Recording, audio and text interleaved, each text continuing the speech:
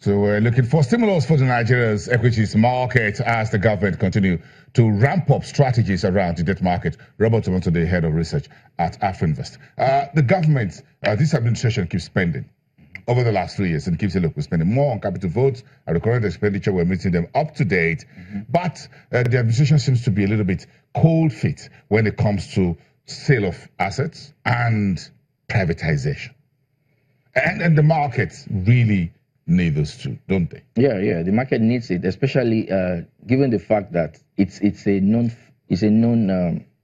fact that government has no business doing business. You know, when they are really involved in business, you know, they don't tend to run so efficiently.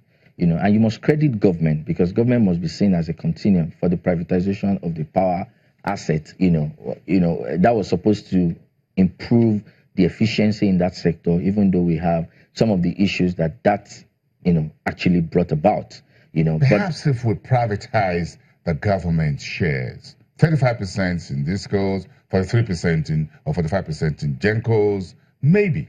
Well, you really cannot, because the power sector is a different kettle of fish on its own. It's a different the buyers, the investors, the private sector people. As we speak, the private sector owns majority in most of those power companies, yes, from the generation to distribution. So the government should let go of the other side. They have controlling stake. Why can't we see the improvement? You know, like I said, if we are not going to delve into the power sector, it's an entirely different, conversation because of the liquidity issues. You know, even the grip that the government is holding on tariffs. You know, you've privatized the sector, yet you say that operators cannot charge at a market-reflective price. Has moved, to say, look, we're going to raise bonds to support these Gencos and Discos where we hold shares, but the National Assembly says no. Okay, so if that sort of bond, how is it going to come? Is it going to come as an intervention, or government re-injecting capital, to add additional capital to its own existing? They need cash. They need liquidity. There is no doubt about that. Yes. But there's no problem. And the banks are not willing to open up their purse because they are not bankable. Most of those power assets, you can't. I don't think there is any bank that wants to bet on Nigerian power sector. The stability we have now is because there was an intervention fund, about 700 billion, that was guaranteed by through the central bank by MBET, that generation companies should continue producing and then they will get paid. But that's the government. The central bank belongs to the government. Of course, that's the government making an intervention. But again, that is not so much of an efficient intervention, if you ask me. I'm asking you. Because there are issues. It doesn't look efficient. It's not efficient because there are issues that are still bedeviling the sector. Tariff, is still a big elephant in the room. Nobody's talking about it. Market reflective tariff that must ensure that I sell what I buy. As it is in the power sector, you are not selling what you're buying.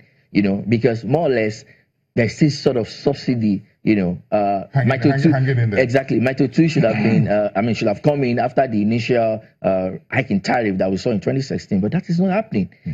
So again, selling of assets, must be done in such a way that it is efficient, and it is so to those who have the competence. I'm not too sure that most of those who be there for the, asset then were willing to invest in the sector.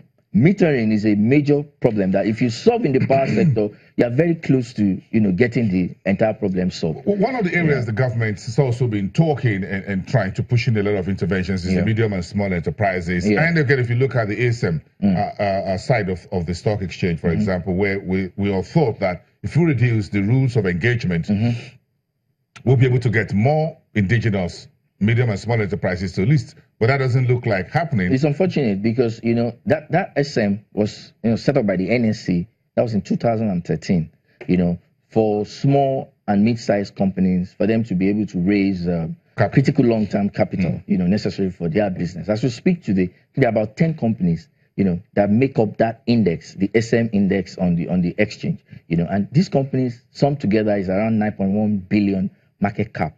That's a far cry from what should be reflective of, in the ocean.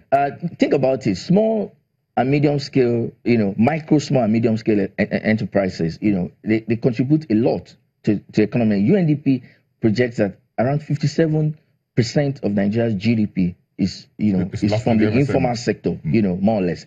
So what that means is that the critical development that is needed in that sector, we've not really seen it, And again, this comes from the side of government. But again, I can argue that how much can the government do? I mean, in 2013, CBN set up the MSME fund, which was capitalized by, I think, 220 billion. And the listed sectors that could benefit from that fund, the agri sector, commerce and trade, But of interest is commerce and trade. The fund sets out that only 10% of the fund, take 10% of 220 billion, that's around 22 billion, can go to commerce, that is trade. Trading and commerce, yes. Trade. Which is basically mercantile. Exactly. And then, but again, look at the composition of our GDP. After agriculture and manufacturing, trade is the largest contributor to Nigeria's GDP. So if you actually want to boost growth, we must ensure that there is access to credit, for trade services. We have hundreds. We have several hundreds of MSMEs. And you've got a BOI and a few other DFIs who are all pitching in, whether these MSMEs are in agri, whatever sector. And yet we're not seeing them come to the market and say, look, they'd rather go to a BOI or Development Bank of Nigeria or Central Bank without coming to... Their cumulative contribution is not up to 1%, if you ask me, of what that sector needs if we actually want to unlock growth in the sector. So the DFIs can't provide enough money? Well, like I said, you mentioned the what's it called, the Bank of Industry, yes, for example. Yes.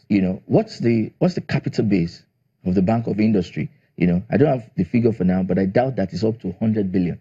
I mean, it's a way to start the conversation that, so how much of 100 billion, I mean, how much can 100 billion naira do in terms of providing finance for this massive sector?